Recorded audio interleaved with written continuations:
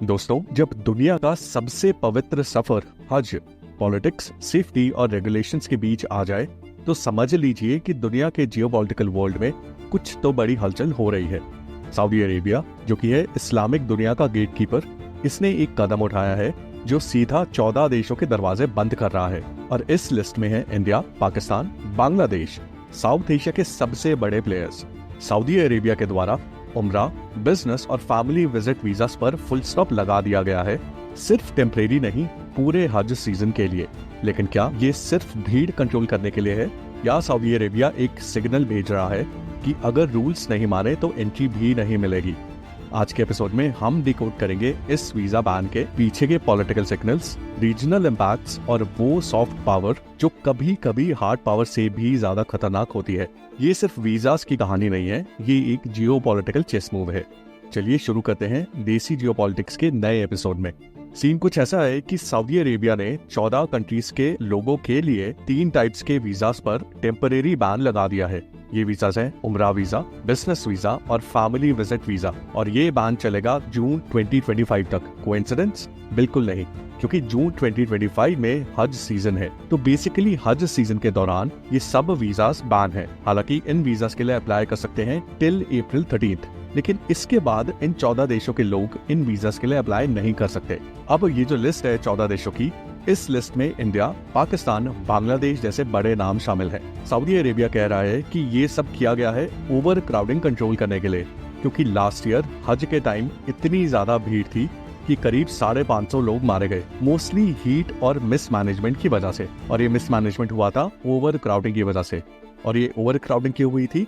क्योंकि लोग अपने वीजास पर ओवरस्टे कर रहे थे, यानी कि वीजास एक्सपायर होने के बाद भी कई दिन तक सऊदी में थे। और ऐसे लोगों में साउथ एशिया के कई सारे लोग थे। सिचुएशन ऐसी बन गई थी कि नए लोग आ रहे थे और जिन लोगों को जाना था वो टाइम पर जा नहीं रहे थे, इसलिए सडनली ओवर क्राउडिंग हुई और कई सारे लोग मारे गए। अब इस साल इस इश्यू से डील करने के लिए क्राउन प्रिंस मोहम्मद बिन सलमान ने खुद स्टेप उठाया है। बोला है enough is enough, visa rules Titan करो। डेडलाइन फिक्स हो गई है अप्रैल 13, 2025। उसके बाद उम्रा वीजा भी नहीं मिलेगा टिल हज एंड्स। और जो इलीगल रुक गया, भाई 5 साल का बैन मिलेगा, straight ban from entering Saudi. अब आते हैं असली स्पाइस पे। सऊदी अरेबिया कोई आम प्लेयर नहीं है।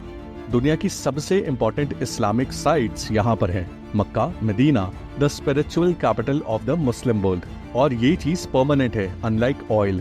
ऑयल खत्म हो सकता है, ईवीज आ रहे हैं, पेट्रोल का जमाना जा रहा है, लेकिन काबा तो वहीं रहेगा। ये पावर सऊदी अरेबिया को इस्लामिक दुनिया का गेट कीपर बनाता है।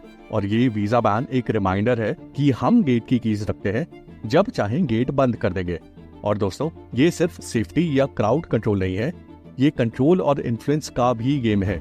India, Pakistan, Bangladesh Muslim population के मामले में वर्ल्ड के टॉप कंट्रीज में आते हैं।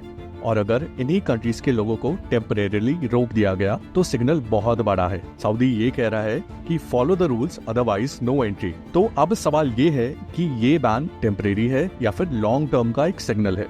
सऊदी का ये कदम एक तरफ सेफ्टी इंश्योर करता है, लेकिन दूसरी तरफ एक पावर फ्लेक्स भी है।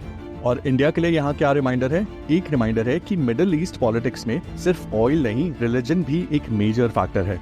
और पाकिस्तान और बांग्लादेश जैसे कंट्रीज के लिए अब इन्हें कंप्लाई करना पड़ेगा, वरना गेट बंद ही मिलेगा। और व्यूअर्स के लिए ये समझना जरूरी है कि जियोपॉलिटिक्स सिर्फ वॉर या ट्रेड नहीं होता, वीजा पॉलिसीज भी पावर गेम का इम्पोर्टेंट हिस्सा होती है। तो दोस्तों, आपको क्या लगता है, सऊदी अरेबिया सही कर रहा है या ये एक सॉफ्ट पावर का मिसयूज है? कमेंट सेक्शन में लिखो। और अगर ऐसे जियोपॉलिटिक्स के अपडेट्स चाहिए तो अभी के लिए लाइक, शेयर एंड सब्सक्राइब करो टू देसी जियोपॉलिटिक्स। मिलते हैं जल्दी एक नए ड्रामे के साथ। जय हिंद।